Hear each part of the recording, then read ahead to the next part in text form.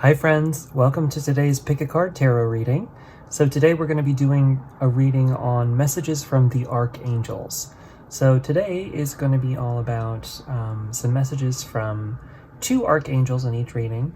And, you don't necessarily have to believe in angels in order to be here and get a good reading on, what's going on in your life and how to connect in, but I'm going to go pretty specific into angel messages today, so if that makes you uncomfortable, I totally understand that. We're all at different levels on what we want to subscribe to and how we want to believe. But we're going to get pretty deep into, some angel messages today. So that's what this reading is.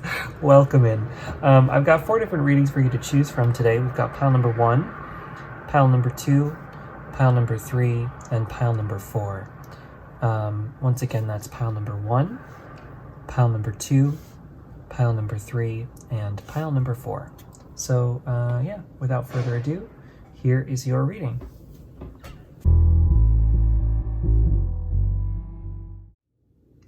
Hi there, pile number 1. Welcome to your reading. So you chose the one with this monarch butterfly, the monarch butterfly. I believe that's what this one is. It's a very beautiful butterfly that actually reminds me of my childhood. I grew up in New England, and it's where they hatch before they fly out, I think all the way to South America. So all across the Northeast, on the East Coast, you see them. So anyway, let's dive in and see kind of, I'm getting some interesting dichotomies, because not only do we have this one stone that has the purple and the green kind of half and half, but we also have, kind of light and dark going on here. So, and then with the butterfly, we've got some transformational energy. So we'll see which archangel is coming to talk to you. And there's a quote on the back of this that we'll wait till the end to read. But first up, let's start the reading by just kind of seeing which archangels are here to talk to us today. And we've got Zadkiel, and we've got Uriel. Okay, cool. So I'm new to working with the Archangels. I just made these cards as my own kind of reference. I've been sort of learning their energies, on a basic level over the last couple weeks. And I thought I'd bring them into these readings because I feel like I kind of align with angel energy anyway a lot. And so I figured, why don't we kind of figure things out here together? So I have my little notes here, so I'll read those to you both, and you might be more familiar with the angels than I am, but we'll tap into each one of their energies. I feel like combining the two will give us a greater understanding of sort of how their combined powers can help you, and sort of like what that can mean for you. So first up we have Zadkiel, which, as you see, I've given them pronouns just to sort of feel what their energies are. It would be them masculine or feminine. I don't know if they necessarily would use these pronouns themselves, but sort of in modern society, I feel like that's kind of the easiest way for me to understand them. So Zadkiel definitely is a powerful masculine energy. And he's got these, I've written down forgiveness, unconditional love, compassion, memory, remembrance. There's this thing about memory with Zadkiel, right? It's like he's all about coming into an understanding of kind of like, the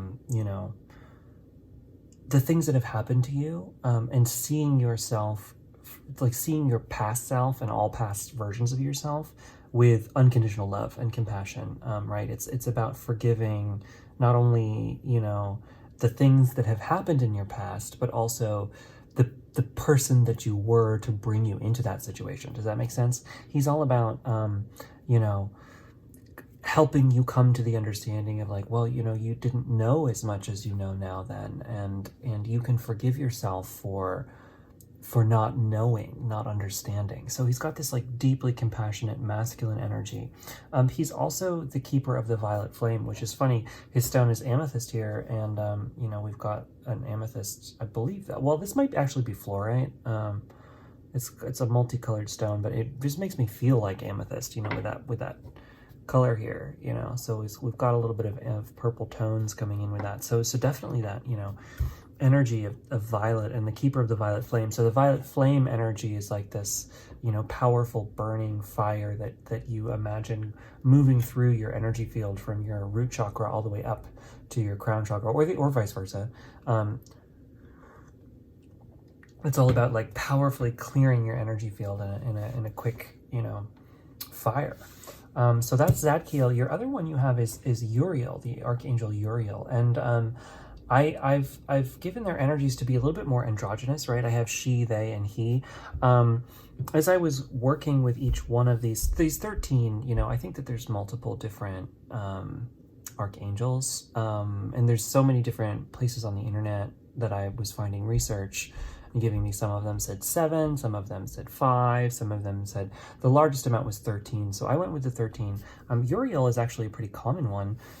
Uriel is an archangel that's called upon in, you know, by the Golden Dawn and groups like that, if you're coming from an occult perspective, which originally that's kind of how I got into all of this. But you know, if you're more of from a Christian understanding, like, it's important to remember, you know, these are entities of energy that aren't necessarily religious as much as, you know, we associate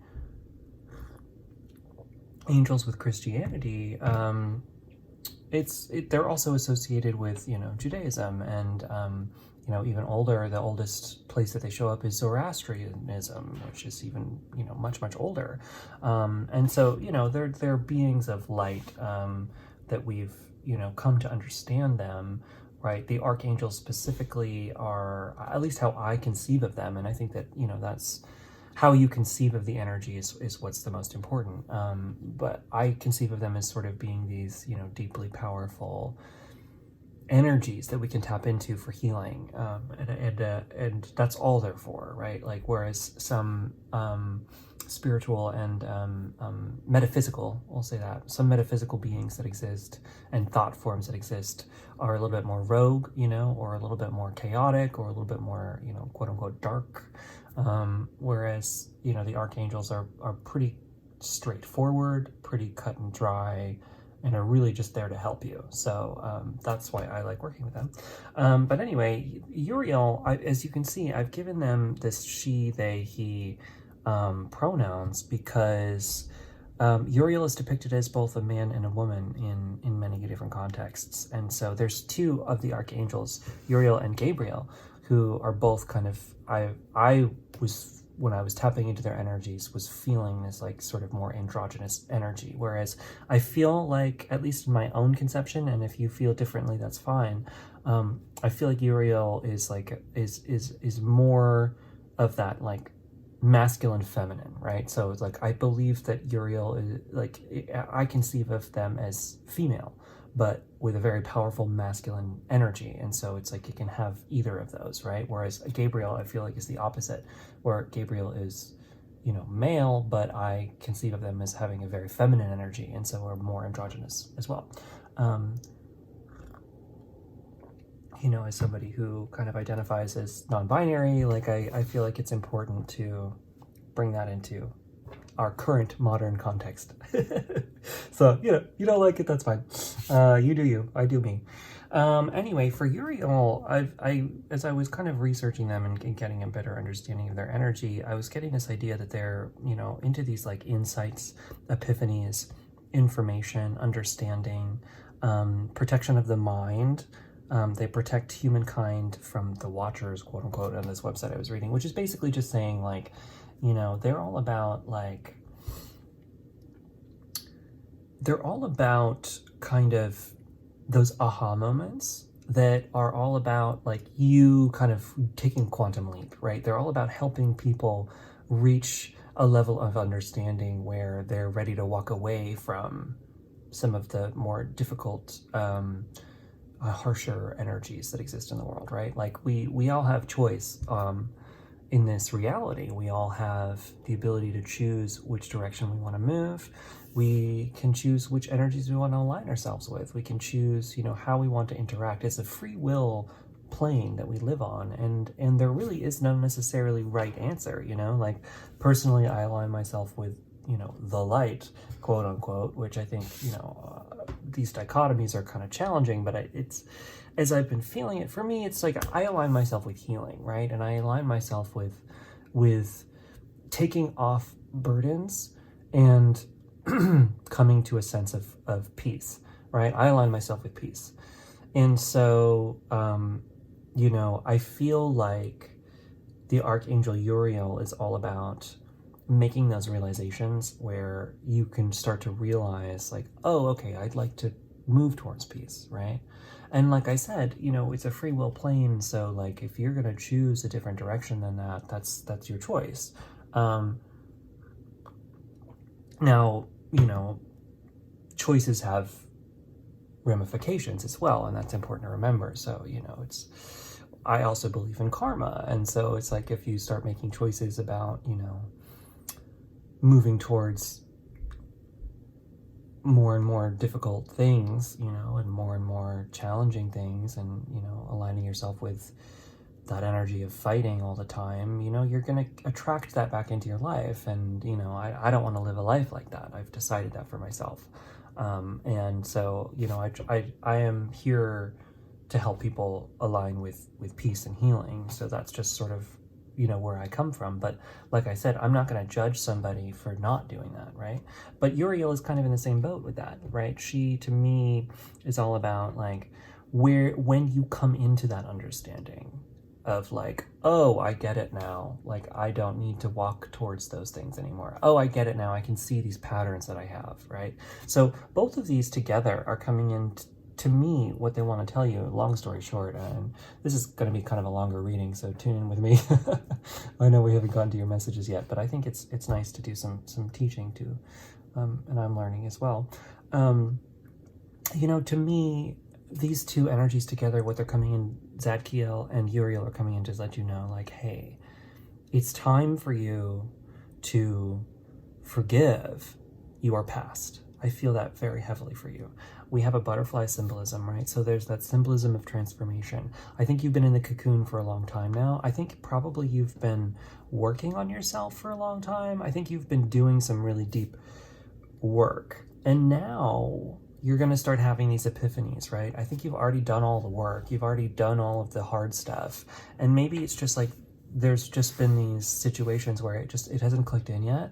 And for whatever reason, like the period that you're in right now, you know, maybe you're going to start remembering certain things from the past, or maybe you've, you know, maybe for instance, this is just a situation. This is a general reading, so this doesn't have to be your life, but take this as a metaphor.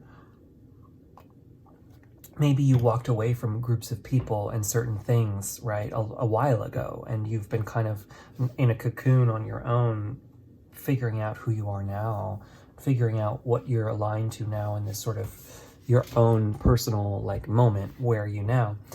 I think that maybe you'll start to either remember people from your past, or maybe even just sort of run into somebody on the street, or, you know, anything like that, where you just like, or meet somebody who, you know, you used to like, maybe you would have interacted with this person a completely different way as your former self, but now in this moment you're going to start seeing like, oh wow, wait, I don't need to do that anymore. And then by having that kind of sight, right, you're going to have these epiphanies and realizations of like, oh, I don't need to think about myself in this way anymore. Oh, I don't need to follow that pattern anymore. In fact, I'm not going to follow that pattern because it's obviously not who I am anymore. And now I can start to see like, oh, I can see why I was even doing it in the first place. Oh, and now I can share compassion and love for that former self of me, instead of like, you know, sending them like, oh my God, I can't believe I used to do this. And well, it's the complete opposite, right? You'll be like, oh, I totally understand why I was doing that, and I do not need to find that anymore. And so I'm going to send myself so much love and compassion, that former version of myself, because I totally get it now, and I totally see, and you know, I don't blame them anymore. So it's like you're really being encouraged to do that now. So let's look at your tarot. We've got a bunch of tarot cards, and then we got some oracle cards, and we'll let you go. Yeah, actually, these guys are kind of doing a little bit of that. Actually, yeah. We've got this, that's funny. This is a obsidian, which is a stone of protection. So we've got that for Uriel, who's all about that kind of protection energy. And then we've got this with a little bit of violet for Zadkiel, whose color is violet. The stone, though, for Uriel mostly is amber, and the color yellow, just from this website that I found, you know. Take that with a grain of salt. Do your own research if you'd like. So yeah, let's look at your tarot. We've got the moon. Okay, yeah, I feel that. And we've got the Queen of Cups. I don't really read reversals, just to make things open. Yeah, so, you know, interesting. I feel like, just right off the bat, the Queen of Cups to me is and Uriel are connecting. Like, Uriel's coming in as the Queen of Cups here. So she's encouraging you to connect to kind of this sort of deep compassion for yourself, right? Which I guess is kind of a Zadkiel thing too. But there's just, you know, now is the time to really share that love with yourself, right? I feel like you've been doing a lot of work. Look, we got 2 angels here sitting here. Oh, we got 3. That's fun. Although that looks more like a mermaid. I'm feeling mermaid vibes with that down there. Anyway, I think that you've learned how to open your heart chakra. I feel that with the butterfly. I feel like you're learning. You've learned how to tune to the frequencies of love. After some potentially difficult situations. I feel that for you. Like, I feel like you have a kind of a complicated past, maybe a difficult past. And, you know, I think that you've learned how to walk away from certain things. And I think that you've learned how to be, you know, a little bit more of a, how do I want to put this? You've learned how to be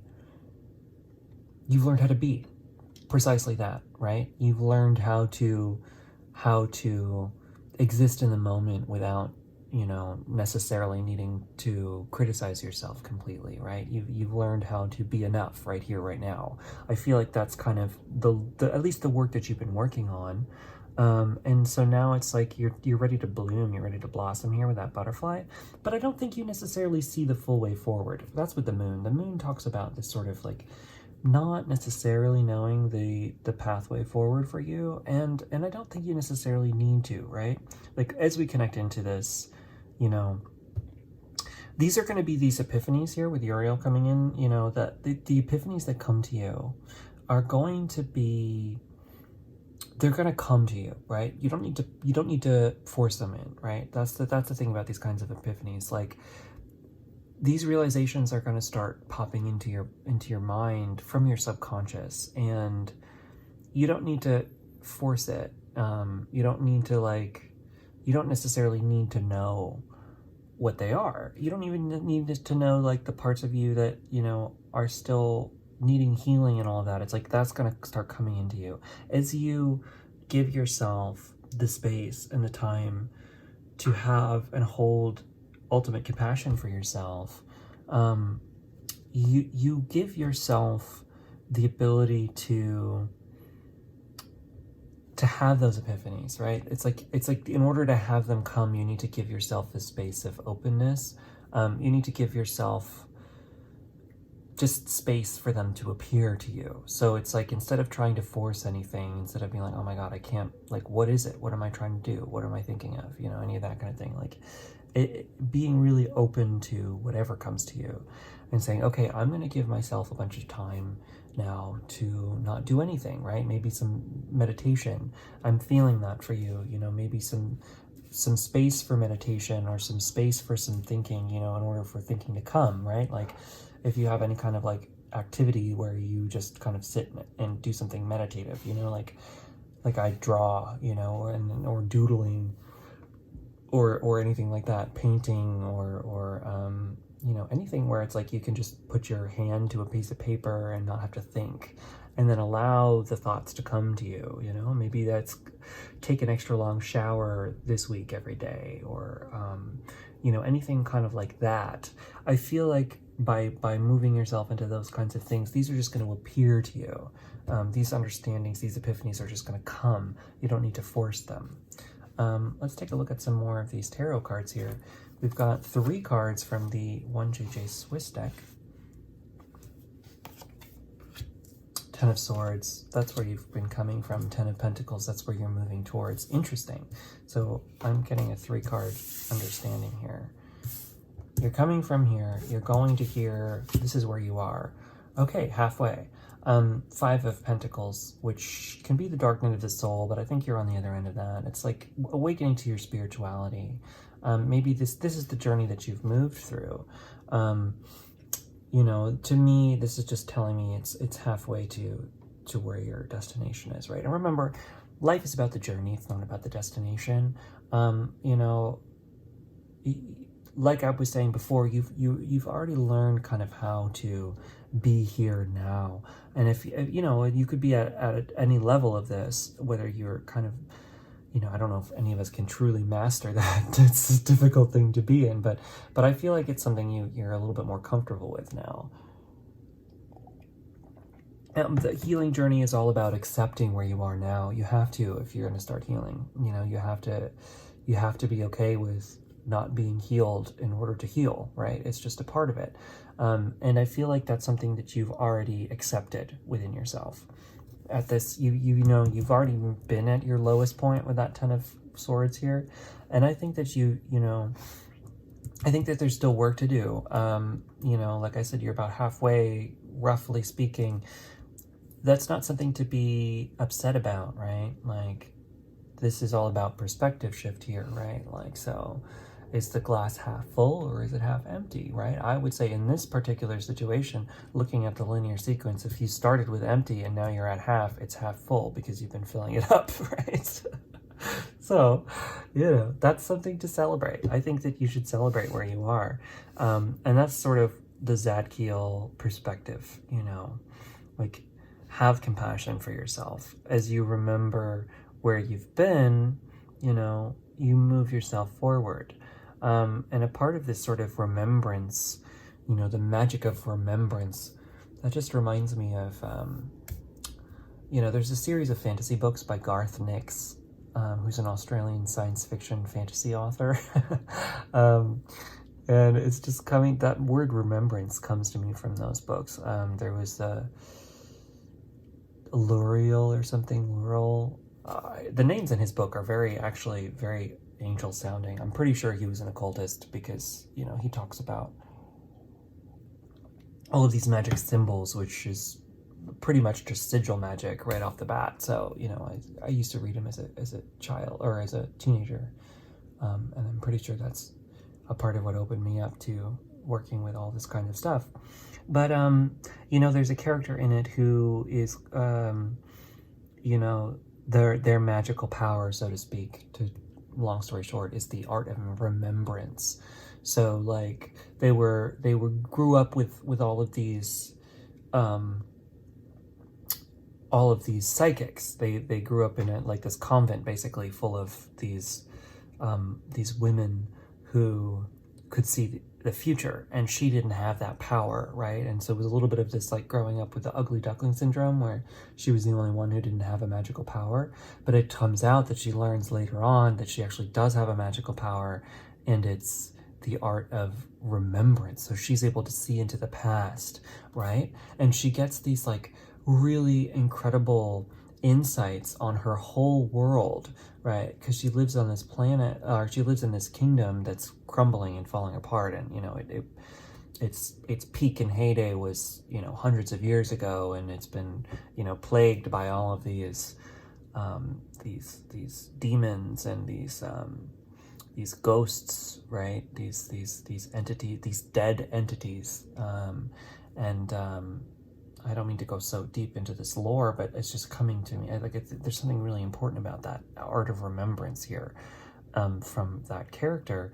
What she learns is that using this magic of being able to see into the past and get, like, these, like, clear insight into why her life was what it was and why her world was what it was.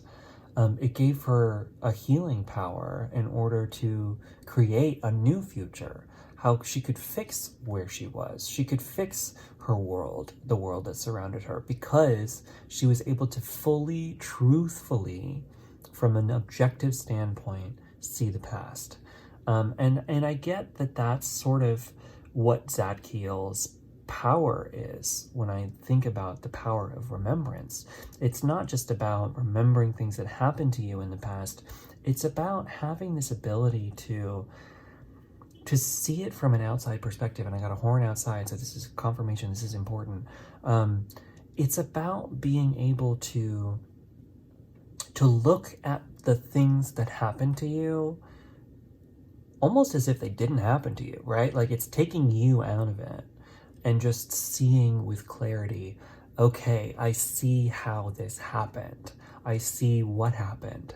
And I don't need to put myself down anymore. I don't need to blame myself because I see all of these factors that lined up to make this situation what it was. And I can forgive myself finally for that because I see, like the character in that novel I'm talking about, I can fully see the situation on all of the factors of what happened now, and by seeing it all, that alone gives me the power to change my future. So she had, instead of looking into the future and seeing the future like all of her sisters, her stepsisters did, she was able to see the past so she could make the future, which is more power. You have more power than that, right? So it's like your future is still open to write, and by healing yourself and your past, calling back all of the parts of your soul that might be stuck in these places and these memories, right? By calling back all aspects of yourself back into this moment, calling back your power to the present moment, right? That be here now message I was giving you. And this is kind of the insight and epiphanies that are coming to you with Uriel. By fully coming back into that, you actually give yourself that ability to create this ultimate abundant future, which is the Ten of Pentacles. The Ten of Pentacles is, ultimate abundance.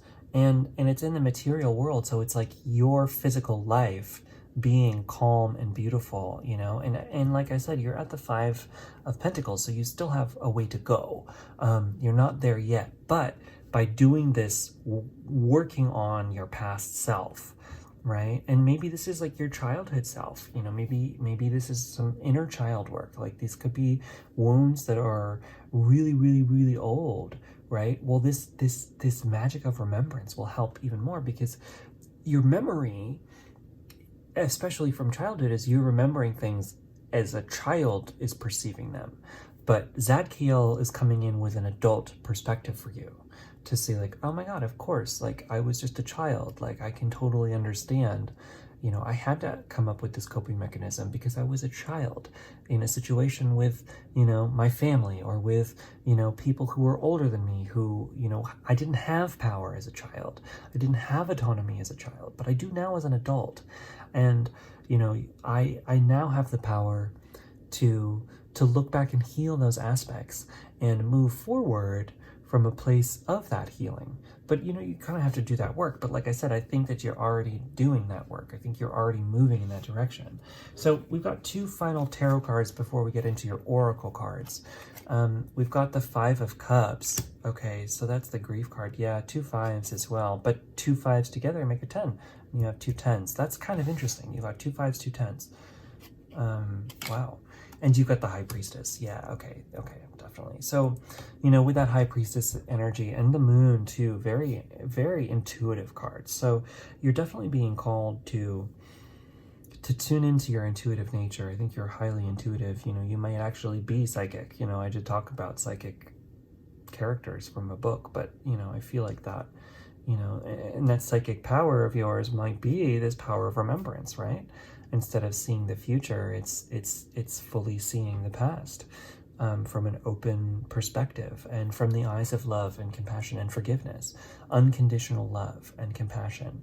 And so, that's going to help you sort of change. I think where you change from the Ten of Swords to the Ten of Pentacles is your future, right? If you look at, like, you could have either one of these as your future. The Ten of Swords is like this, it's kind of like a person who's died in battle. But the thing about it is he's got 10 swords in his back. So it's like really talking about this overly dramatic perspective where you're like, oh, woe is me, everything's terrible. And you may have gone through terrible, awful things, but it's like only one sword would have killed you. You don't need 10 in your back, right? So it's like you're putting 10 swords into your own back.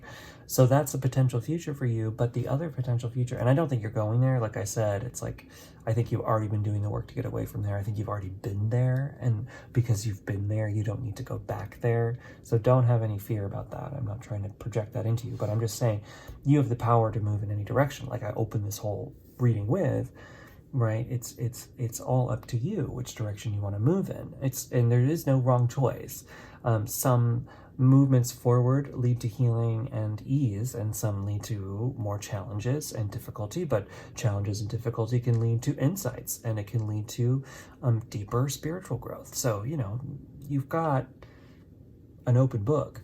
But like I said, the other future for you is this ultimate abundance, living in ease, living, with everything taken care of, especially on an emotional level, but also a physical level, and not having to worry, right? You have that as a potential for your future if you continue to do this work. But the Five of Cups is coming in to say it's going to take that perspective shift. You have the choice, like I've been saying, on to either look at your life from that woe is me perspective, or look at your life from okay, I've learned some things.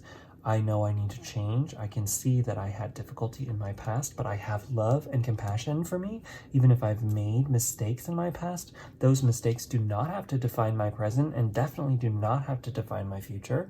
I have the ability to live my life however I choose. And if I choose to live my life from a perspective of healing, if I choose to work on myself and grow, then I can start to forgive myself for not having that perspective because, maybe I grew up in a situation where I wasn't given the tools to have that perspective in the first place. So how can I be expected to have just magically come to it, right? We all have difficult times coming to an understanding of ourselves, and that there's no guarantees that you're going to be born into a family of people who understand that fully. We all have to find that within ourselves, and some of us are born into situations of unconditional love, and some of us aren't, and some of us can be anywhere on that perspective. Anywhere on that perspective. And I think that it's my own particular viewpoint, just based on the world that we live in. I don't think you can escape childhood without some kind of trauma or issue or difficulty or situation. Every single human being, regardless of the situation that you grew up in. So, give yourself a break. That's the long story short. Give yourself a break with that Five of Cups here, Let's go into the Oracle cards. We'll start with Shamanic Healing Oracle because I love this one. Teaching. Yeah, okay, so teaching is all about, where are you being called to learn and where are you being called to teach, right? So maybe in the future, as you go through this healing even more, maybe this is a healing that is going to go beyond you, right? As you continue to do this work, right? This work is so important because, you're going to have these insights and wisdom that you can then share with other people and help other people, and maybe make their journeys a little bit easier, and we all have to go on this journey on our own, of spiritual understanding and enlightenment. It's just something we all have to work on ourselves, but that doesn't mean we need to be alone in it, and it doesn't mean that our insights have to die with us, right? So I feel like that the more that you do this work, the more that you keep working on yourself and working towards where you're going, and you can be anywhere along in this process, you're going to have the ability to share this wisdom with others, in a way that maybe is kind of like this, like I'm doing a channel, that's my own version of this, but, it could be anything, you could be a mentor for, big brothers, big sisters, or, I don't know, you could be doing anything, you could be writing a novel. I talked about a novel a bunch. So you could be writing a novel that has characters who have these kinds of journeys that, help preteens understand themselves better, like Garth Nix. You got a whole future ahead of you that is an open book that you can write. And, it might seem like a challenge, it might seem like you've been working on this forever, and, you might be a little frustrated at the idea that you have to keep going, but we all have to do, I'm not done on my journey. I have so much more to learn. I've done a lot of work on myself, but I know that I'm not finished with that work, and I don't think I ever will be, even while I'm dead, right? Because it's like, I think people, this is my own personal opinion, but I personally believe that we come to this planet in the first place for these lessons. And in fact, we spend lifetimes after lifetime after lifetime learning more and more and growing more and more. And the more that you learn in one area, right, there's an infinite amount of things for you to learn and understand. So just being open to that, understanding that, like, where you are on your journey, it's not, you've done a lot of work, and that work deserves to be celebrated. So, I just want to congratulate you, pile number one. I think I'm so proud of you for taking the steps that you've clearly taken. And, keep going, because, like, you have powerful insights that the world needs, especially right now, especially this world that we're living in. There's so many challenges, there's so many difficulties, there's so many perspectives that keep people stuck. And the more of us who come to a new understanding of things and open our perspectives and open our minds to healing and, understanding that there's other ways to live, the more that people do that, the more that we can set an example for everyone. And the closer we get to world peace, which I believe is possible and achievable. Personally, I do. I'm here to fight for world peace. That is my mission. A part of my mission in life is that. So anyway, your final card comes from Healing with the Angels Oracle deck. I figured that would be powerful. Oh, and we got meditation. Okay, so I told you meditation would be really helpful for you, and I really do think so. I think that like I said, these epiphanies want to come into your life. If you want to work directly with the Archangel Zadkiel and the Archangel Uriel, put them on your altar, hold them in your sights. I don't know how you live. It's up to you. You don't have to either. You can just take these messages and take them, But meditation, I think will help you in any respect, whether it is formal meditation, sitting down in silence for 10 minutes, 15 minutes, 20 minutes. You don't, if you're not used to meditating, I don't necessarily recommend trying to do a half an hour, let alone an hour of meditation. It's not easy. But 10 minutes is achievable. I try to do 10 minutes every day. It's, sometimes I do, sometimes I don't. So that's an option. But like I said, it could be as simple as taking an extra long shower and just giving yourself the time and space to have the thoughts that need to come in. Or, picking up drawing if you like to paint, if you do like to draw, any of those kinds of things. So anyway, pile number one, I am going to leave it there. That was my reading for you. I hope that it resonates. Please let me know in the comments what you think. Either way, I do love hearing from you. And please subscribe to the channel if you're new. We're getting very close to 1,000. I know I keep saying that, but it's true. When we do reach 1,000 subscribers, I'm going to be doing a fun giveaway. So tune in for that. And, check out the website if you want a private reading from me. That's junodrone.com. I also have a little bit of a web store up there now where I'm selling some patches and some things, so you can check that out as well. Anyway, pile number one, I hope you have a wonderful day, and I will catch you later. Bye!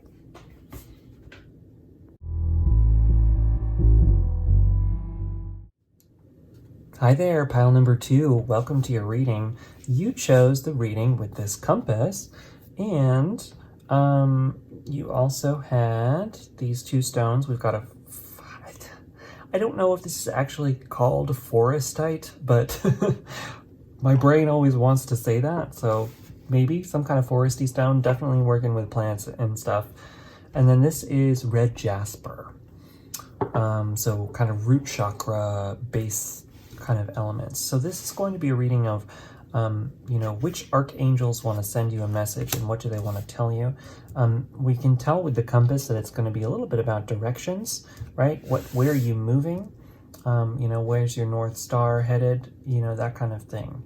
But we'll keep looking. And there's a quote on the back. I forgot to give pile number one their quote, but hopefully I'll remember to give you guys your quote on the back. Why don't we do it now, just so I don't forget?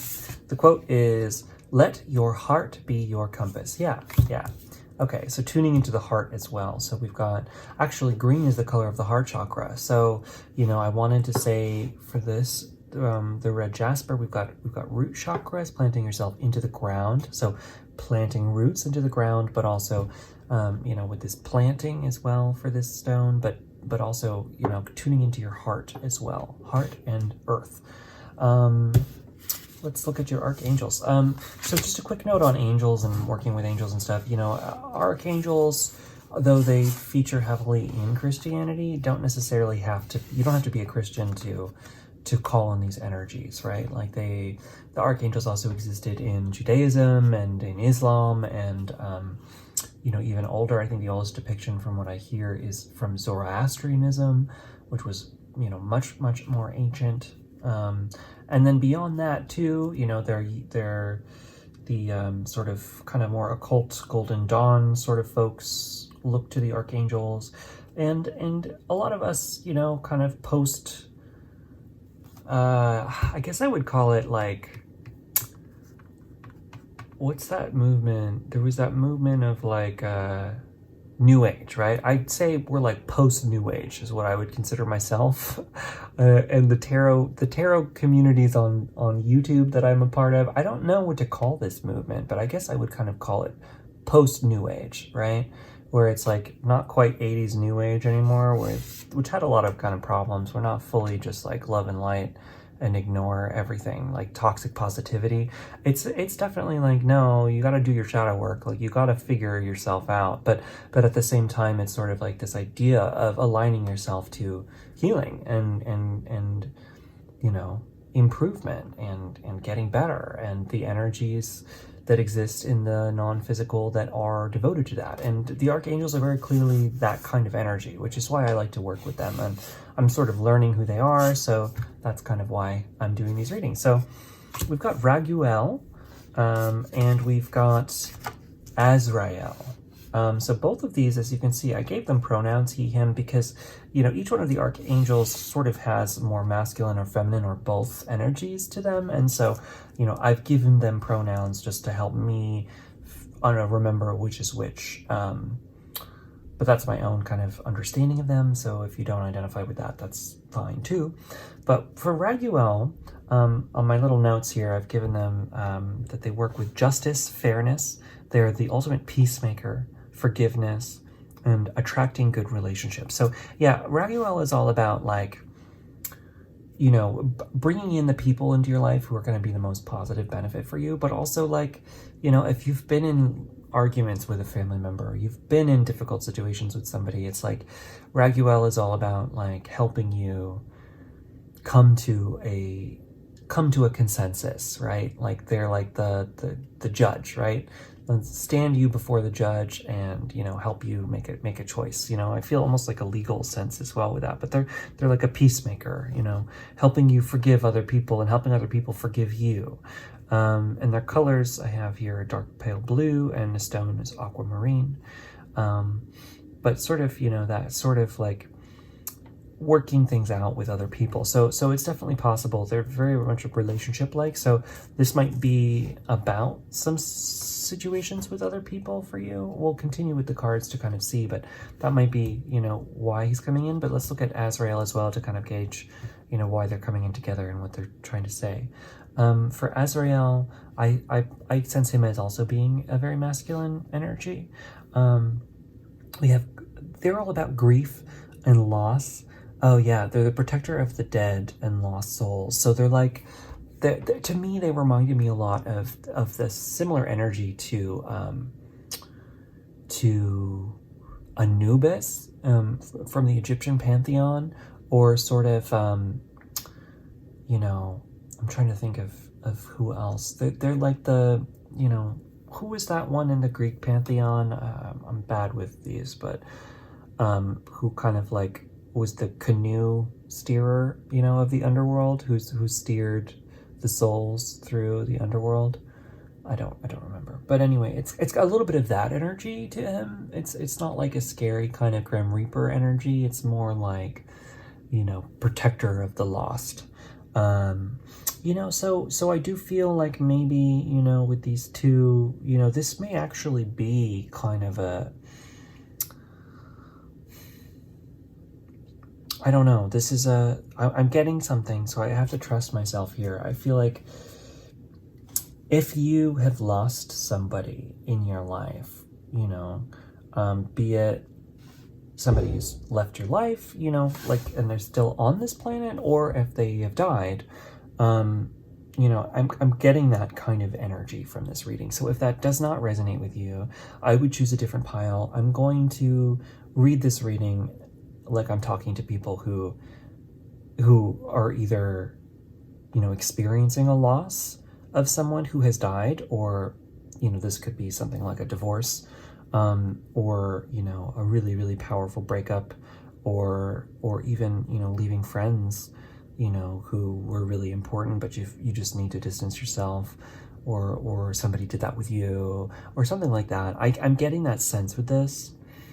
But I feel like, this combination is all about, like, yeah, I feel like for a lot of people, this is about, you had a difficult relationship with somebody and you didn't resolve it, right? And they passed away. Like I said, that's very specific. So if that doesn't resonate with you, feel free to choose a different pile, but I'm going to continue, like I said, with that as the reading, because it just intuitively, that's what I need to talk about. That's why they're here, to talk to you. And, I definitely feel like, I don't know who, obviously this is a general reading, but like, they want to help you come to a good place within yourself about that. And, even, that energy of that person wants to come in too and finish that, right? I don't necessarily, mediumship does run in my family, so, I'm feeling a little bit called to be a medium for this reading, which I don't always do. But I think that's what I'm being called to do, so I'm going to do that. There's definitely, for a lot of people here, take it as it resonates, but I feel like you had a really challenging relationship with somebody, and you lost them, and for whatever reason there is this deep unresolved thing within you for that, and maybe it's made you pause in life, right? I feel like maybe you're in a situation where you don't feel like you can move forward, where you feel like you are really stuck, because that's just gnawing at you. And whether it's really conscious or it's deep in your subconscious, there's something there that's just like, you're in grief, right? Grief and loss. Let's look at some tarot to kind of get a better understanding of this. Ooh, yeah, 10 of Wands, and we've got, okay, 4 of Wands. So interesting. It's like, whoever this is, they want you to put down your burdens, right? Like, not only do we have Archangels, it's like these Archangels are actually like, they're mediators right now, and there's like, this person wants to come in. So like I said, take it as it resonates. This is a general reading, so I'm leaving it really open. So like, I'm not even bringing in whether this is a male, female, or whatever person. Take it as it resonates. I just feel like, this person really wants you to be doing well, right? They want the best for you. They really do. And when they look at you, they see you as the 10 of Wands, right? Which is like carrying a lot of burden. So maybe, maybe this was a person who,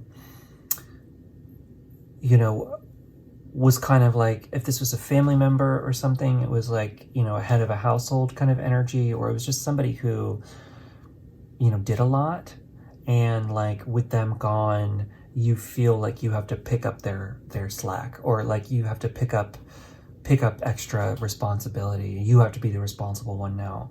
You have to be the one to carry all of the family's burdens, or the situation.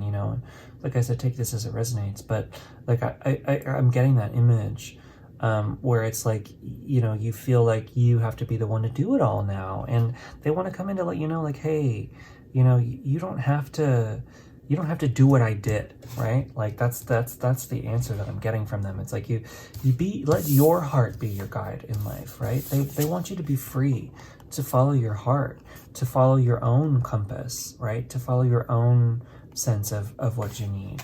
And that's where this the Four of Wands energy is like this homecoming card. It's the homecoming card, celebrating this beautiful celebrating energy. So it's sort of like, they want you to, they want you to feel like you're at home with your family or with, your life, your situation. They don't want you to feel like you have to carry all of these burdens anymore, right? They don't, it's like, you don't need to be this. The thing about the Ten of Wands is it's all about like, you see this village in the distance there, like he's taking all of these wands to the village because he feels like he has to. But in reality, there's probably somebody in the village who's highly capable of carrying those wands themselves and would probably do it in a heartbeat if he asked. But because he's not asking, nobody's helping him. So it's like, this person who may be passed, like I said, take it as it resonates. They don't want you to be the one to carry all of the burdens anymore. And they want you to know that you don't have to be, right? Like you, especially if this is about family and you have other family members as well, like you don't have to take their position, quote unquote, right? Like, you don't have to be the responsible one. That's just the image I'm getting. Like you can definitely allow, like they want you to be the fun-loving person that you were, I mean, that you are, but like when they were around, but like I said, it's like there was like a difficulty with this person too. I feel that too. Interesting reading. Like maybe you had a really challenging relationship with this person, but then with them gone, it's like almost like you feel like you have to be the one taking control of a situation, and then maybe that there's some extra resentment there because of that, like maybe you don't feel like you have a choice to do it, but it's like, oh my god, I have to do this, and like it's like maybe you're even more angry at this person, but you're also obviously in grief, because you did love them, but then I'm just getting this feeling of complication, and this is incredibly specific. So, this might be just for one person, and everybody else is turned off right now, which is fine. But it's like, this is very important for this one person. So like, I want to help you work through some of this. Obviously, like just one reading isn't going to help do everything, but I feel like, this person doesn't want you to feel like you have to carry this burden. And maybe that's where the burden is, and maybe that's the burden. You're feeling super guilty for, this person died without you resolving a conflict, right? Or this person died and maybe you felt like you thought that they thought that you hated them or something, and that's compounding things, and that's keeping you from moving forward, and that's where you're carrying all of these burdens from that, and it's a tremendous burden on you. But they want you to feel like like there's this happiness energy, this joy of homecoming and family coming in, like there's unconditional love coming to you, right? And forgiveness. Like they don't hold any, on the other side, they don't hold any grudges, right? They don't hold anything against you. They don't hold anything from you for feeling the way that you felt. It's fine. There's nothing wrong with having those kinds of feelings. And, even if you didn't resolve them together, they want you to know that, you don't have to feel that way anymore, right? Like that there's this forgiveness, and Raguel is coming in to encourage this forgiveness energy. And if you can't resolve, yes, you couldn't resolve the conflict in person, but you can resolve this conflict in spirit. And like this person is on the other side, and they forgive you, And they also, that they're open to, asking forgiveness from you as well, which is, ultimately that's your choice and your decision how you want to move forward with this. As always, you have free will here. I don't act as a medium very often, so bear with me. And this is resonating. Let me know. I've never had this happen in a reading before, so this is pretty powerful. But I get that the archangels would wanna have one of these kinds of readings. It totally makes sense to me, because there's a lot of people who need to resolve things with people who have passed, and this is just me as JP coming in here now, but I want you to know that, like, it's your life that you're living. I got a horn from outside for confirmation, and like even the person who is trying to talk to you right now, like I said, they're kind of amorphous in my mind because this is a general reading, so I think this is probably going to be a message for multiple people, but they want you to know, and I want you to know as a fellow human being and as a person who's interested in healing, you're living your life, right? You are living your life, and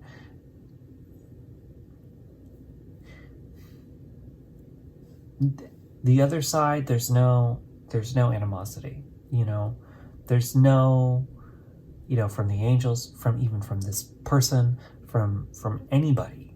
Nobody is mad at you for anything that you've done, for anything that you feel. We're all entitled to our feelings. We're all entitled to, you might have been through the ringer with this person, and that's okay, and like I said, I think that there's a little bit of them asking for forgiveness, but they definitely forgive you for everything too, and the thing about forgiveness that's important is, like, I do want to point out now as JP, and not as the medium, it's important to remember that, like, we can put boundaries up with anybody, and even people who are gone, and especially for non-physical entities and beings, like, oh man, totally put up boundaries. It's so important. But, like, it's important to remember that, like, if you forgiveness is not forgetting, right? So by forgiving somebody, you are not condoning what they did. You are not saying that everything that happened is fine. You're not conceding that they were right. It's none of that. No. Forgiving somebody is all about a gift that you give you. By forgiving somebody, you are releasing this that you're holding on to, the grief, the loss, but also, like, the burden of hate, that's a whether you hate somebody or you love somebody or anywhere in between, that other person, it doesn't affect them anyway. Maybe if they're, in your vicinity all the time, it might affect them a little bit, but, like, ultimately, whether you like somebody or you don't like somebody, they're going to keep doing their thing, right? So you holding animosity towards somebody, you holding hate towards somebody, that doesn't do anything to that person. And especially if they're no longer with us, like, there's not much you can do about that, right? But forgiveness is a gift that you give you. By forgiving that person, you release that animosity. You release that pain that you're holding on to. And you say, you know what? I am moving on with my life. Here, you got this Four of Wands. I'm ready to come home to myself. I'm ready to move into a beautiful celebratory time for myself. And that's that, right? That's that. And I forgive this person for what they did. I will never forget what they did. I feel it deeply. I am a changed person from what happened, but by forgiving that person, I open my future to me, to be fully in my power, to be fully healed, to not let these things hold me back, to not let the actions of other people that I had no control over dictate the way that I live my life now. I release all of that and I move myself forward. So like, not only do you have the ability to do that, that your own heart can be your compass moving forward and not past events. I feel like at the same time, whether you want it or not, like I said, like you don't have to be okay with them trying to talk to you right now. Like boundaries are boundaries, you can have them with the non-physical. It's important to remember that. But like they do, also want you to know that that's what they want for you, right? Especially on the other side now, they're like, that's what they want. Whether, whether you want to give them what they want, like that doesn't matter. They want what you want, right? They want what's best for you. Regardless of what's happened, regardless of any situation, regardless of any of that, like they want to help you be at peace with yourself. And so like that's something for you. Let's keep going with tarot cards. Wow. This is a very unique reading for me. Like I said, I don't act as a medium very often. So maybe that's a new role I'm being called to do. Four of Swords, 2 4s. Interesting. Which is the rest card. Yeah, I feel that for you. And the 6 of Swords. Interesting. Wow. Which is moving on. Right? Or is that the 7 of Swords? What's the 6 of Swords? I'm reading this as moving on. Yeah, I feel like it's time for you to release these things and to move into calmer waters, right? And it's going to take some rest. So give yourself a break, right? Give yourself a break. I feel like that's the most important message, whether it's coming from somebody else or it's coming from the angels or it's just coming from the universe itself. Conceive it how you want. Give yourself a break. If you've been through grief, if you've been through loss, if you've been through a difficult situation with somebody and you cannot resolve that with them in person, and that's holding you in a difficult position, have patience with yourself. Take breaks. Go slow. Give yourself time and space to feel all of your feelings. It's so important in life to feel all of your feelings. Allow yourself to feel everything you need to feel, with no judgment, right? If you need to be angry, be angry, and being angry in the moment, right? Remember, you don't have to attach yourself to anger. That's not who you are. It's just where you are. And that's okay. In order to not be there anymore, you have to move through it. You have to let it come and release it. So if you're going to be sad, be sad. If you're going to be angry, be angry. If you're going to experience grief, experience that grief. Because by allowing it to come, allowing yourself to feel it, then you can release it and let it go. But you can't release it and let it go if you don't bring it to the surface first. And so I feel that you're being encouraged to do that. And maybe you've already been doing that work a little bit. The final 2 tarot cards come from the Wild Unknown Tarot. And we've got the 7 of Wands, which totally, I feel that. Triumph after adversity, coming out of it. And you've got the Ace of Swords. Yeah, so a new beginning is coming and a new perspective is coming, a new way to look at things. So take this reading and take your movement forward as a new perspective, learning how to see things from a new point of view, allowing yourself to move forward fully and completely in a new way, allowing yourself to see a new way to live your life that comes from forgiveness, that comes from a place of self-love and self-compassion. And I feel like that's where you're moving towards, because you're coming out of the chaos, right? The 7 of Wands, in the Wands journey, you've got the 5 and you've got the 7, and they reflect each other a lot. With the 5 of Wands, it's like you're completely stuck fighting with other people, and nobody has the upper hand. It's just going to be a total battle where everybody's just fighting and locked and stuck in the fight. The 7 of Wands is one person takes the upper hand, and that's you. And you finally take the upper hand from the chaos and you come out of it. You come out on top. You come out of it. And so I feel that is what's happening for you.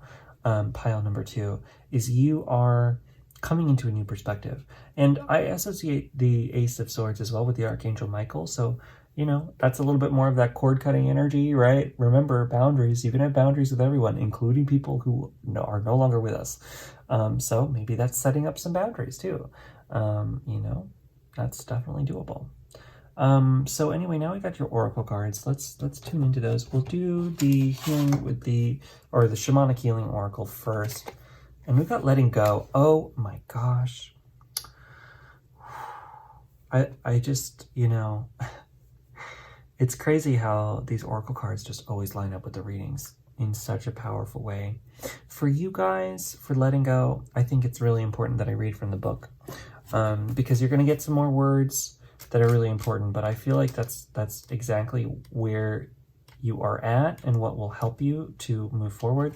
Let go of these burdens, you know, let go. It's okay. You don't have to hold on to it all anymore. You don't have to hold it anymore. And maybe you didn't even know you were holding it, but I feel that holding energy, and you can let that energy go. Let's read it. Letting go of a person or a situation can be a challenge.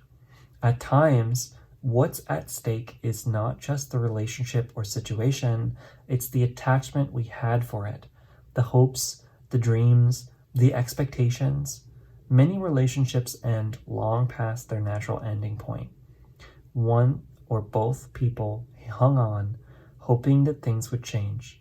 They invested so much time because without that person or job or relationship, their future loomed up as one big blank screen. For many, this is too scary to bear. However, by letting go, we create a space for a person or situation that will resonate with us where we are now. Start looking at your expectations. Try not to have any. This will enable you to live in the moment and to be mindful in the present. To be able to gracefully release from a situation is a lesson for all of us. Wow, that's powerful. Your final card comes from Healing with the Angels Oracle deck. And we've got freedom. Yeah, so that's the ultimate, right? For you guys is freedom. The ultimate thing for you coming up here, the ultimate way to move forward, like by letting go, you will be free to live your life in peace now, you know, by setting up even these boundaries with yourself, with aspects of yourself about what happened, by practicing this forgiveness. You're freeing yourself to be able to move forward. And, you know, regardless of whether you care about what this other person wants from you, I think you do, you know, I think you do, but you also, you know, you don't have to, right? I'm pretty firm as me as JP being firm that, like, you know, it's your life. I think that's what they want from you too. They want to see you free. They want to see you free and living your life in peace and happiness. They just want you to be happy. Regardless of what happened, that's what they want for you. You know? Like they don't want their crap and their stuff to haunt you anymore. They don't want what they did or how they acted or what they believed or how they raised you or any of that, you know, take it as it resonates.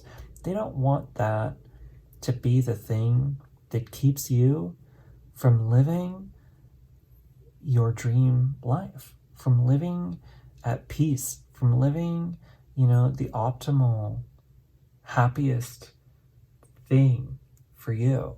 That's what they want for you. That's what they want for you.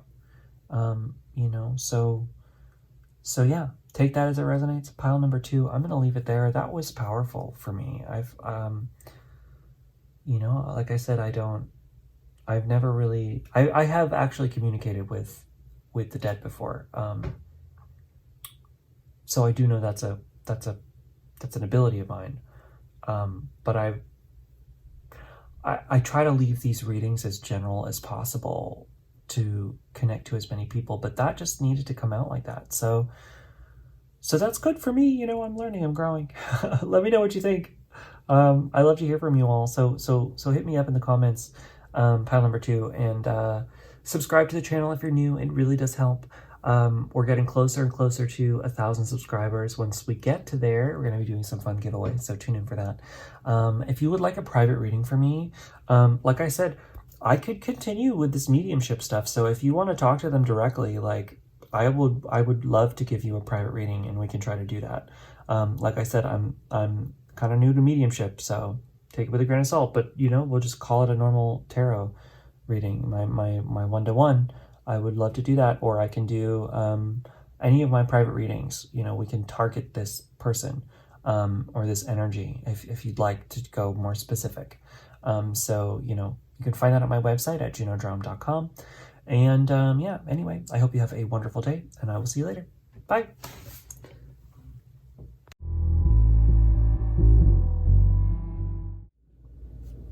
Hi there, pile number 3. Welcome to your reading. This is going to be messages from the Archangels. So we're going to get pretty specific into that kind of thing.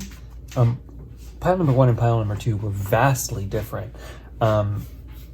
And yeah, so I'm assuming this will probably be different too, which is really, really cool. Totally different than my usual readings and very out of my wheelhouse, which is great. I feel like I'm being challenged a little bit, and it's fun. So, I'm just gonna dive in and say, like, the Archangels, right? They don't necessarily, you don't have to be a Christian to look at them, right? There's many groups of people who have looked to archangels, not only with the religions like Judaism and Islam, and I think they originated from an older ancient religion of Zoroastrianism, but also lots of people who are not religious at all and just spiritual. They're just kind of really great energies to tune into for healing, for growth, for spiritual growth, for understanding. Very similar to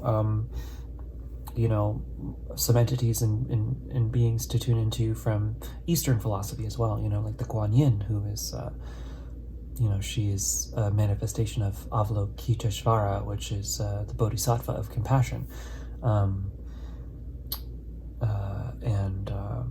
She's this like very deeply self-love, compassionate person. Very similar energy, actually the Archangels and the Bodhisattva, especially the spiritual Bodhisattva, who in Hindu and Buddhist lore, they are beings who they come to Earth. I think that's the difference between Archangels and Bodhisattvas. Bodhisattva, basically the idea is that they kind of give up their own enlightenment to come down into the world, or to be in the non-physical, as beings to help other people on the path of enlightenment, right? So it's like they don't, the whole idea with Buddhist philosophy, and I don't know why I'm going into that, but I feel like maybe you have Chamuel in this deck, because I relate him to the Eastern philosophy a lot. Anyway, you got also, before I move on too far, oh yeah, I totally get what this pile is. So yeah, this is cool. You've got the amethyst here, which is all about the third eye. You have double amethyst, and then you also have all these books here with the plant growing. So I think we're going to get into the mind a lot here. This is a very thought pile. But anyway, about the Bodhisattva, what's really interesting is like they the idea about Buddhism specifically is like it's like the Buddha. What the Buddha did is he became enlightened, which I think we can all kind of become enlightened at any moment, really. But it's like in Buddhism specifically, the idea is that like you over lifetime you build up these lessons and these learnings until one lifetime you become a Buddha, right? We all have that ability to become a Buddha, which is to fully Buddha means, it literally translates into like the enlightened one, I think, something like that. So it's like coming into enlightenment. Like anyone can be a Buddha. They're not like some kind of spiritual, I mean, they are spiritual, but they aren't like, it isn't like the prophet chosen by God. It's like we all have the ability to become a Buddha. And the Buddha just, the Gautama Buddha, the famous one, he spent all his time going through these trials and tribulations and, came into enlightenment, right? So it's like this aha moment. The bodhisattva are interesting. It's like they either, have been enlightened in the past, or more so, like, the idea about it is like you become enlightened and then you take yourself out of samsara, right? Samsara is the life cycle where like you start at the top and then you go all the way down to the bottom, and like you're stuck on this wheel, this circle. In Eastern philosophy, I'm going so far on a tangent, but I feel like you guys want to know that, so I'm gonna keep going. The thing about Eastern philosophy that's interesting is like this idea of reincarnation. It's not actually, you don't want to be reincarnated in the Eastern mindset, right? It's like reincarnation is actually kind of a hell in a certain sense, because it's like you're continuing along this same cycle over and over and over again. And like, it's almost like the movie Groundhog's Day, you know what I mean? Where it's like, it just keeps happening over and over and over again. And when you reach enlightenment, you reach the ability to see yourself out of it, and you can finally escape samsara. And so like the Buddha and becoming enlightened, it's like you escape the samsara and then you just have freedom, right? And I think we can all, take that as a metaphor for our own personal lives, of coming to the understanding that we don't have to live in that rat race kind of an existence. We can actually live in a go with the flow kind of a Taoist, flowing with nature kind of a life. But what's interesting about the bodhisattva is that they are beings who purposefully do not, they purposefully continue to go through samsara and help other people to enlightenment. They help bring other people to enlightenment. So maybe you are a bodhisattva without knowing it. Right? File number 3. Maybe you are actually here to help other people reach enlightenment. Or, maybe there's a bodhisattva in your own life who's coming in to try to help you. And, let's look at what archangels want to come into your life. Sorry to go on that huge tangent, but, I think it was important. Maybe you learned something. Your 2 archangels are Michael, ooh, cool, and Raziel. Okay, not Shemuel, interesting. Oh, but we got a lot of spiritual and esoteric understanding. Okay. Wisdom of past lives, recalling wisdom of past lives with Raziel here. So yeah, of course he's coming to talk to us. This is all about what we were just talking about. And the Archangel Michael is all about protection, cord cutting, coming into your own life purpose and stuff.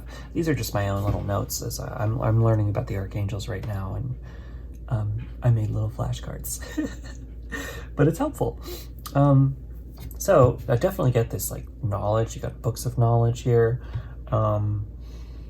With your third eye, there's some like psychic awakenings happening for you, pile number 3, where it's like you're coming into a larger understanding of the universe, I think, around you. And life purpose guidance, I think, is what is really calling me in. I think that's why Michael's here. But Raziel is here to kind of give you this larger spiritual knowledge, right? I talked about Bodhisattva, maybe that might have some kind of triggering event for you. I went on this whole tangent about Eastern philosophy. So, if you're not familiar with it, you might actually want to do some research, and you might actually find some beautiful wisdom coming to you from those kinds of things. But it's like there's some wisdom in your past lives, I think, that want to come through here. Breaking bonds from your past life. Raziel's who you call on when you want to like stop your patterns, right? So maybe there's some patterns that you have, and like I said, you don't necessarily have to believe in past lives and stuff, but like I'm going way into it, so if you don't, take it with a grain of salt. Sometimes people use that metaphor as just like childhood, which you can also continue to do if you'd like. But I feel like with Raziel here, he's coming in to kind of give you that, like, some of the patterns that you've been stuck in that you don't really understand, just like, why am I like this? Like, I can kind of look at my childhood and I can understand certain things, but some things, like, if I really think about it, those go back way, way, way, way, way, way back, and I don't even know where they came from. Maybe they came from past lives, right? Maybe there's patterns and conditioning that you have that, comes from some other time, that is no longer with us when you were somebody who you aren't anymore, right? And so it's like, now is the time to stop that. A lot of times, you know, there's this idea, if you've been spiritual in past lifetimes, you know, maybe you existed in a place and a time where you had to take a vow of poverty, or a vow of, you know, silence, or a vow of, you know, giving up your own power to a larger organization or anything like that. You know, all of these kinds of vows that maybe, you know, don't hold sway in this lifetime, and that's fine. You know, and so maybe, you know, you might want to call on Raziel to, and Michael for cord cutting. Oh yeah, duh. You know, Michael's all about cutting cords and clearing energy connection. So maybe it's like time to cut some, you know, some bonds from past lives, you know, where you made some vows that you're not doing. So, you know, why don't we do this together? You can find some meditations on YouTube that are great. You know, look at past life clearing meditation. I'm sure you'll find a bunch. There's one of my favorite meditation guidance channels is the Power Thoughts Meditation Club. You might want to look into them. I think they must have a past life clearing video. But, you know, one easy way to do this, you know, in your own sort of time, in your own place, is you can do a mantra for yourself of like, I release all bonds from all previous lifetimes. I clear my energy field in all directions of space and time. I release any energetic cords from places and times that are no longer with me, and I call all aspects of my power back to me. I am in control of my being right here, right now, and all moments of the past where I was, any vows I may have given, any situations I may have placed myself in, I now dissolve all of those cords. I call on the Archangels Michael and the Archangels Raziel to my side, on my right and my left, and I ask for your help in cutting these bonds and cutting these cords within me. I see the cords as they link into each aspect of my energy field, and I pull and cut and snip each one of these cords. Right? We can do that. I'm going to do a little bit of Reiki healing for you as well, because I feel like that would be helpful. So you can't really fully see me here, but I will do a little bit here. I'm calling into the energy into my hands here, and we're going to make a little ball of energy. All right, I'm feeling that. Chokure. And I'm giving that energy, let's see, to your third eye chakra. Absolutely, that's where it needs to go. So you got that in your third eye, if you're open to it. Anyway, let's read your tarot cards. I haven't even gotten to those. So wow, this is an interesting reading. Like I said, all of these have been very different and very interesting readings. I'm into them. 2 cards from the Smith Waite Deck. Knight of Wands, Page of Pentacles. Okay, so definitely, like, you know, the Knights to me are about like movement. Where is the energy moving in this reading? And the Pentacles are kind of like, or the Pages are like new beginning, student energy. So it's like, for this reading, you know, is what we've been talking about. It's like, by doing this kind of clearing work for yourself, you're actually going to ignite a fire within you, that will open you up towards, you know, moving in a new direction with this Page of Pentacles. So it's like, you know, you've got like kind of this new life that wants to come in, but like the only way to do that is to fully clear out all of this past stuff, you know, because there's just some things like, you know, especially if it's like a vow of poverty or something like that. Like, I feel like that maybe is for you. If you found yourself having difficulty with careers or jobs or money or anything in your past, like, I feel like maybe there was a vow of poverty in your past, and like that needs to be broken energetically. But if you do that work, right, you're gonna have like this inspiration to move towards a new way to make money, you know, maybe with the Page of Pentacles, a new job, a new career, a new something, or just like a new way to exist in the material world where, you know, you don't feel like lacking anymore, right? I feel like maybe that's going to come to you, but it's going to come through you learning a little bit about you know, there's just this learning, you know, this esoteric learning. Like I opened this whole thing on this whole tangent about the Bodhisattva. So, the Bodhisattva trust that they are where they need to be, and they take on a human life, even though, they have aspects of them that are, these big, beautiful metaphysical beings.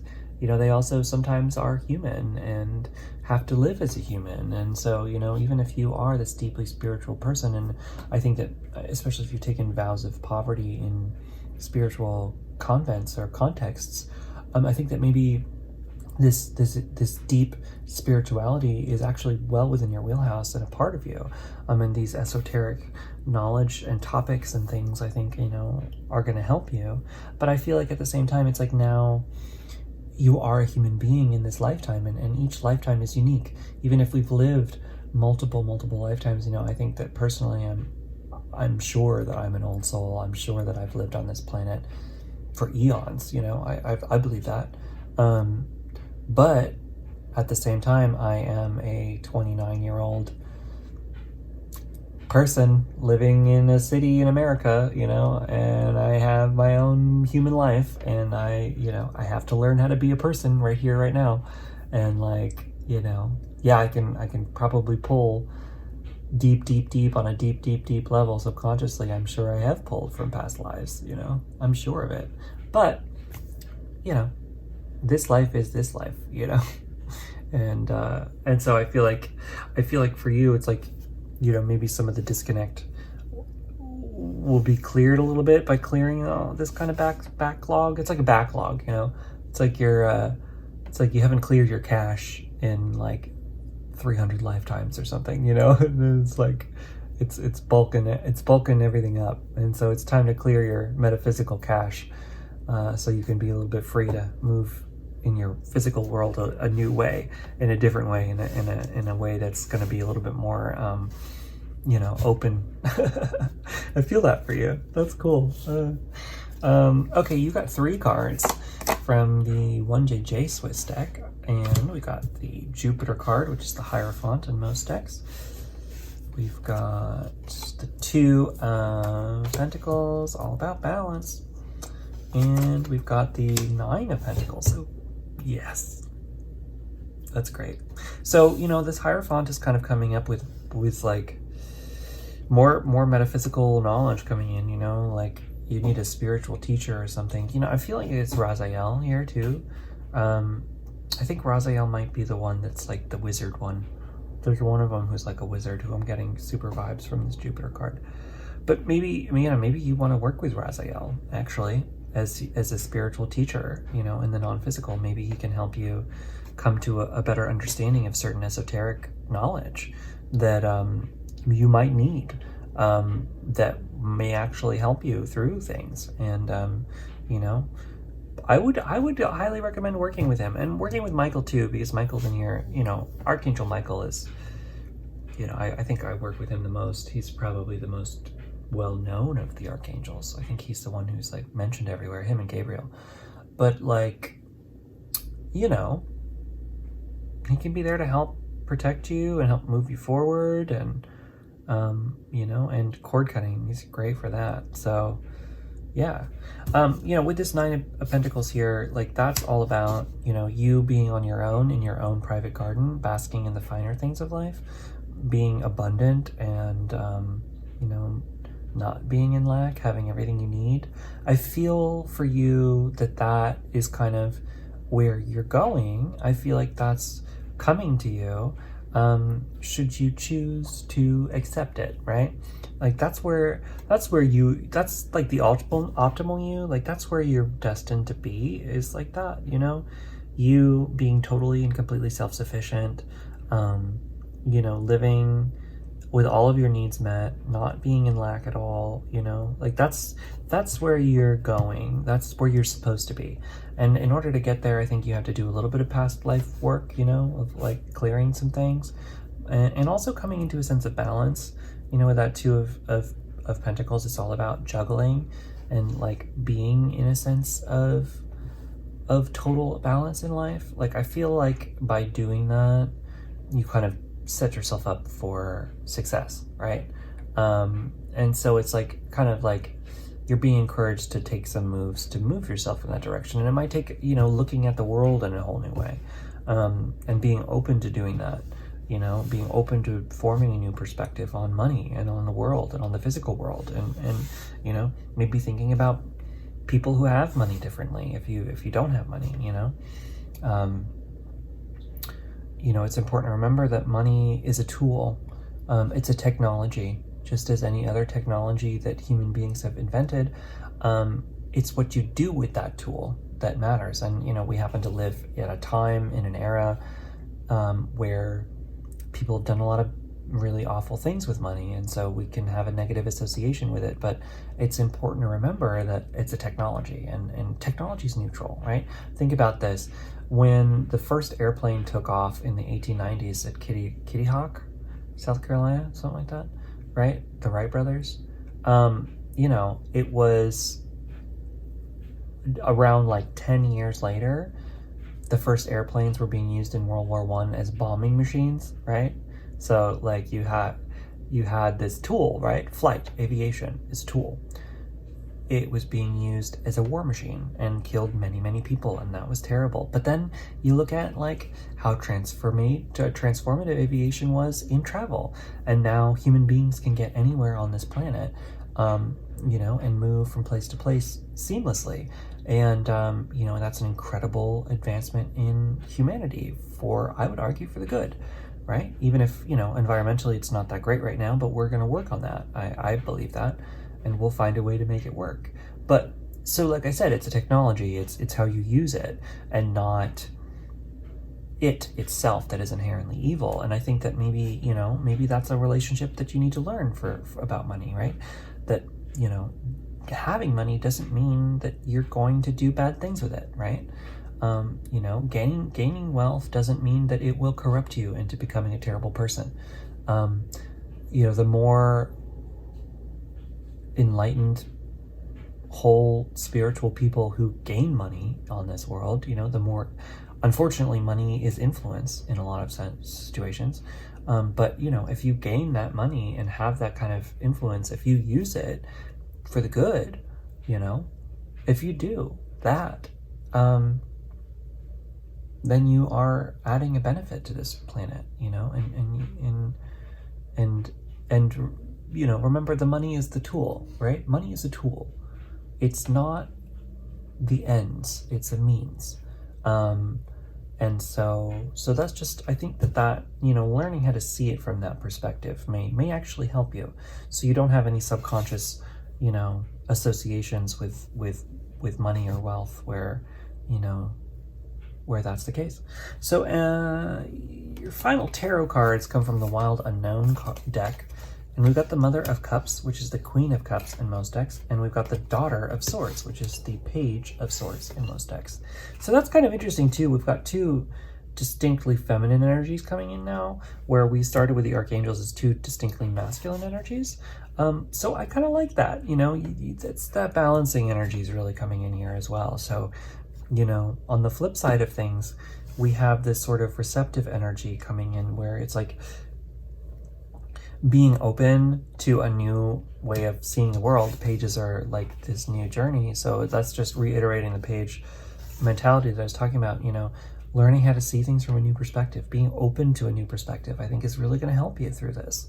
And then we have the Mother of Cups, which is kind of, you know, asking yourself to have compassion for yourself too, you know, as you do these kinds of work of like past life clearing, you know, and any of that kind of thing. Like, you know, have deep compassion for you, you know that like it's okay that things are difficult, and it's okay that maybe you've been in a challenging situation in the past or in this lifetime or whatever, you know, and just being open to sharing compassion and love with yourself.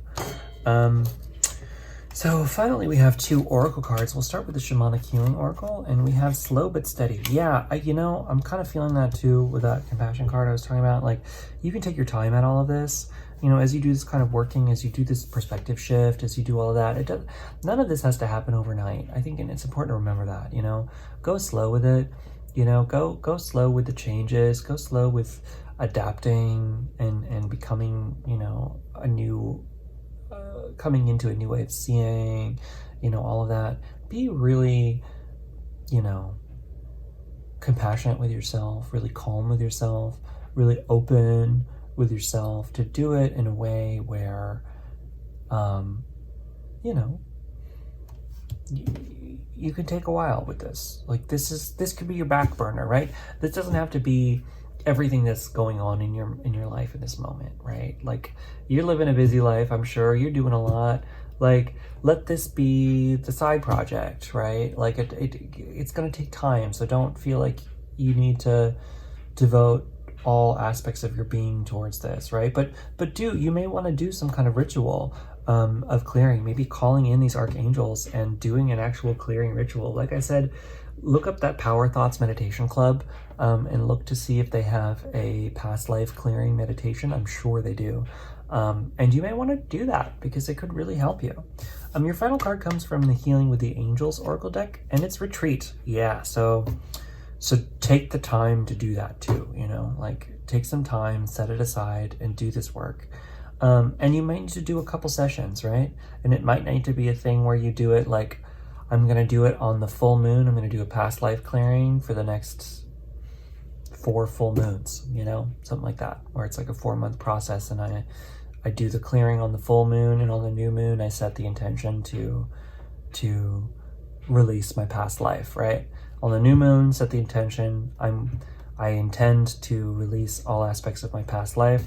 On the full moon, do the clearing ritual where you clear it.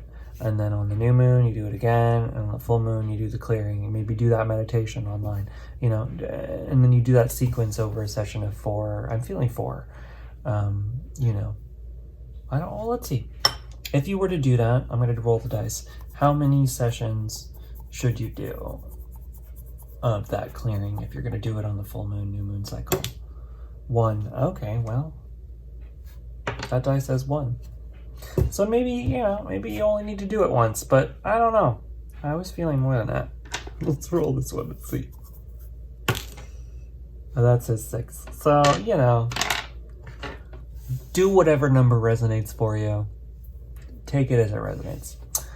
Anyway, pile number 3, I'm going to leave you there. That was a cool reading. I liked that a lot. If you liked it too, let me know in the comments. I love hearing from you.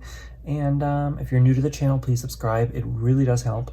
We're getting closer and closer to 1,000 subscribers. When we get there, I'm going to do a massive giveaway. So please subscribe. Tell your friends to subscribe. It really does help me.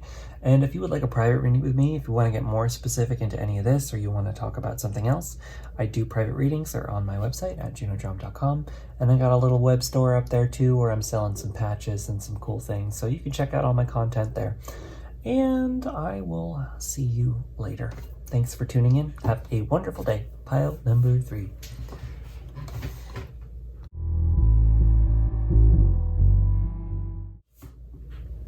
Hi there, pile number 4. Welcome to your reading. This is going to be a reading from the Archangels. So, you know, you don't necessarily have to be a Christian or any religion at all. I'm not religious. I'm deeply spiritual, but not really religious. You don't have to subscribe to any religion to call on the Archangels. They're just energetic beings that exist in the non-physical who are solely existing to assist humanity, and that's why they're there. So, you know, they're pretty trustworthy beings to talk to because they're just here to help people. They don't have any hidden agenda. And that's important to remember when contacting entities. I mean, it's up to you, right? Like, free will, earth plane we live on. Talk to whoever you want. But, you know, personally, I just align myself to the beings who exist to help because that's all I need, you know? I don't need to talk to anybody else. But if you want to talk, I mean, it's like a telephone, right? You can talk to anybody. And, like, it's up to you. It's totally up to you. It's like exploring the ocean, right? Some people really want to look at the sharks. And I don't, you know? I'm happy with hanging with the sea turtles, you know what I mean? But like, if you want to find the sharks, like, that's totally fine. Do that. Go for you. I commend you, you know, do what you want. Anyway, You got this one with, we got 2 stones here. This is some kind of, it almost looks like it's a flinting stone, a little bit like obsidian, but I don't think it is obsidian, so I'm not sure what stone that is. And this is some kind of little pink stone that might be some kind of rose quartz, but it's just a little too pink for that. So I don't know what either of these are, but we got pink, which is a bit of the heart chakra, and we've got this kind of sandy color, which I'm getting like solar plexus energy from that. So let's see. Definitely, you know, you chose the pile with this growing of flowers, and there's a quote on the back, so I'll read that in a second. But, you know, you got to water your garden for it to grow, but as you water your garden, it will grow, right? Double message there. Plant so that your own heart will grow. Love it. Love it. So let's see which archangels want to talk to you. You got 3. Everybody else got 2, but you got 3. So 3 archangels are coming into this reading for you. And I tried to just get 2, but it was pretty adamantly 3. So let's see who they are. First up is Jeremiah. We have Sandalphon. Cool. And Gabriel. Cool. So as you can see, I put pronouns on them just to kind of gauge a little bit of you know, what their energy is, masculine, feminine, or a little bit of both, you know, more androgynous. Jeremiah and Sandalphon are very masculine energies to me, so I gave them he, him pronouns. Gabriel is male in most contexts, but has a very feminine energy and kind of aligns to the divine feminine. So I kind of give them they, them vibes, you know, like me. They're very much like me. So anyway, what do we got with this? Jeremiah, we'll start with him, is kind of like, he's all about kind of seeing your whole life in review, right? Like getting a greater perspective on your life. That's kind of his thing. Seeing your life from where it's been and helping you move forward from a greater understanding of you in all aspects, you know, not just, you know, it's easy to look back on the past and like think about all the things that could have been or things that could have gone right. He's all about like, let's pragmatically look at where you've been and show you where you are. Sandalphon is a patron of musicians. You know, he's great at connecting people to the divine, deliverer of prayers. Oh yeah, he's like, you know, he's like the messenger almost. I get almost like Mercury vibes, like the god Mercury or Hermes. He feels very much similar to that energy, where he's like all about like interconnections of people, connecting people to the divine itself, bringing prayers, like he's supposed to bring prayers from people to God or something like that, you know, connecting a human intention to source energy. He's like a connector. But it's also a patron of musicians, which is interesting because Gabriel is all about the arts and about music too. You think about the trumpet, right? He's the one who plays the horn. But he's also about communication. These seem to be kind of similar energies somewhat. But Gabriel's all about birth as well, and the divine feminine, but like birthing things into existence, birthing your creative ideas into existence, which I feel a little bit about this reading, especially with that planting things and growing your heart. Like it's saying, I think that I feel like this is my creative pile. I feel like you may be a musician, you might be in the arts of some way, and like these 3 are coming in to kind of show you like, hey, maybe you've been down on yourself about like, maybe you feel like you're not doing enough, or you feel like you're not working enough, or you feel like you should be further along than where you are, or something like that. They're all kind of coming in together to kind of show you like, hey, like you have a lot of potential, you have the ability to be anyone you need to be, and you've actually, you know, grown a lot more than you think. And let's take a look at where you've been to show you that actually, you know, you have so much to be proud of. You know, you have so much that you've accomplished, and you have so much that you're working on that you're going to accomplish. And so it's like, you know, you don't necessarily have to follow the mold of anybody else. You can be going it your own way, doing your own thing. And, you know, it's like, it's not, you know, you're not racing against anybody but yourself, right? It's all about you being on you. You don't have to compare yourself to other people. You don't have to be anything specific. You can just be who you are and flow the way that you are, and that's enough. Let's look at your tarot cards. We've got, first up, we've got 2 cards from the Smith Waite Deck. We've got the, I don't read reversals just because it's easier to not. We've got the 10 of Pentacles, yeah, and we got the Page of Wands, yeah. So it's like, you might be having some inspirations and some ideas coming to you, and like these 3 people are like your kind of like your agent or your creative team, right? I feel that a little bit. There's been something from your past with this life review. Maybe there was a project idea that you had in your past that like it wasn't the right timing, and so you didn't do it then, or like things didn't work out, but it's still kind of hanging on because it's like, oh, that thing, you know? Maybe it's time to start it, right? With that Page of Wands, but there's like a new idea, there's a new project, there's a new thing that lights you up, new inspiration, creative potential that actually has a tremendous amount of financial abundant energy going with it, right? It's like this thing, if you really were to do it, if you're really taking it on, it could actually be incredibly abundant for you. And so, you know, you're really being recommended to follow it. And, you know, maybe you want to call on to these archangels to get a better picture of what this is. Maybe you know exactly what I'm talking about though, you know? Like there's a project or there's a thing, there's something that was in your past that didn't work out, or, you know, it wasn't the right time for something. And now it's like, now is the time. Seize the moment, seize the day. This is it, it's coming, it's time. And it's up to you, right? You got to water those seeds so that they grow. And it is a page, right? So it's like this may be, you might be at the beginning of this project, right? You might be at the very beginning and you might not know how to make it happen, but start taking the steps towards it now, because the more work that you put into it, the more you water those seeds. If you plant the seeds, now might be the time to plant those seeds. Even if it was like an idea from the past, like now's the time to start taking action on it, because it has a tremendous amount of abundance that wants to come for it. 2 cards from the 1JJ Swiss. We've got the Queen of Pentacles and we've got the Hanged Man. Yeah, so I feel like maybe in the past it wasn't the right time, right? Like you were stuck with it. But now you've got the Queen of Pentacles, who's like this very abundant energy, and she's the Divine Feminine as well. So Gabriel is coming in with more of that Divine Feminine. The Divine Feminine energy is all about being open to receive. So it's like, you know, being open to the inspiration coming to you and then taking action on it.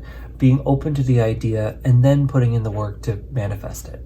You know, being open to anything that's coming in, and then working and work on it and birth it into existence, and then, you know, put it together, do what needs to happen with it. I'm feeling that kind of energy, but it's like you have to be open to receiving it all first. So come up with, you know, sometimes in order to really have these things come in, you have to give yourself space for it. So what that means might be like, you know, setting some things aside so that you have a lot of free time, so that you're doing some kind of mindless thing for a minute, and then that mindlessness will open up the idea to come in, right? Anything kind of like that.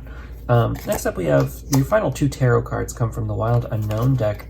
We've got Temperance and we've got Death. Okay, so this particular project, you know, it might be coming in right now because you might be in a period where you need to let go of things from the past, right? Like, and I know we're saying that this is coming from the past, but it's almost like, you know, you got to let go of all the conditions that were around you for why it didn't work before, almost, right? It's like, use this new inspiration and this newness as an ability to set some chapters done, right? Really move on to the new chapter of your life, move on to the next chapter, be open to it. Like major change is coming into your life with this reading, as well as all of these projects and things. It's like, be open to letting it go with wherever it needs to go, right? Maybe the project itself is going to be different than what you thought it was in the past, but let it come back into you first and then let it change. Be open to changing it. Be open to adapting. Be open to doing something different with it, right? Be open to, you know, letting aspects go from it that didn't work, because maybe there's something better that's coming about it, you know, anything kind of like that. And then with the Temperance card, it's kind of a similar message. It's all about like going with the flow. So, you know, really kind of going with whatever needs to happen, right? And like when life gives you lemons, I always associate this card to that sentiment. When life gives you lemons, make lemonade, right? What does that mean? That means like sometimes adversity is opportunity. And it's all about looking at it from a new perspective. You know, maybe, you know, it's time to see things in a new way where, oh, there might actually be a better way forward for you. You know, there might be a way for, you know, if something doesn't work out, you know, like you're trying to make something happen about this project and it just won't happen. Maybe that's because something even better needs to happen. And so just being open to whatever that might be. Final two cards come from the different oracle decks. The first one is from the Shamanic Healing Oracle, and we've got Ancient Wisdom. So yeah, I think with these archangels as well and this creative stuff coming up, being open to sort of the ancient wisdom and the ancient ideas. Let me read it from the book. I'm gonna read from the book from this one. Let's see what the book has to say about this card. Nature is the perfect place to center yourself and ground out any excessive noise in your head. Yeah. Okay, so like I did talk a little bit about, you know, creating space for this to come, right? Being open to being in a place for these ideas to come into your head, right? Where maybe you need to clear some things out in order for that to happen. I feel like that's what this card is talking about. You know, maybe you need to go on long walks in the woods, you know, so you can have ideas. Or like go to the park more often, or, you know, any kind of like sitting in nature. Let me keep reading this. In nature, all the secrets of the universe are held. From the fiercest energy of a raging sea in a storm to the nurturing and loving energy of a 100-year-old grove of trees. Get out in nature and listen to what she has to tell you. So yeah, maybe there's ideas and inspiration that will come directly from nature itself, right? There is much to learn from nature. Trees just want to be trees. They are not trying to be boulders. Deer are just deer. They accept that. Wolves are wolves. They know no other way. They do not try to get an extreme makeover to become a bear. This energy vibration can be so different than the human experience. It is pure love, non-judgment, and acceptance. When you tap into the ancient wisdom of the natural world, you find peace within yourselves. You get to know thyself. By drawing this card, you are being asked to come to peace with who you are and what you have to offer the situation. Yeah, so I feel like that's another part of it too, of like as with this death card and this change of like, you know, fully accepting who you are right now in this moment and know that you are ready for this project right here, right now. You don't have to make yourself perfect for it, right? Or you don't have to wait for the most optimal version of you to exist, right? You are that version right here, right now. This is the moment, this is the time, and you're being asked to do it, right? You're being asked to tap into it because maybe it's got a bigger perspective, especially with that ancient wisdom. You know, maybe you're supposed to share something big with the world, you know, that's a connection to something larger than any one of us, and you know, maybe that needs to come through you. So open yourself as an artistic channel to that, and bring in something beautiful to this world, right? And trust yourself as being, you know, able to do that, because you really are. You really are. Final card comes from the Healing with the Angels Oracle deck, and it's intention. Okay, so yeah, that's kind of cool, right? That final card is saying like, what is your intention, right? Set your intentions clear in your mind in order to create this project, right? What are you trying to say? You know, maybe that'll help you.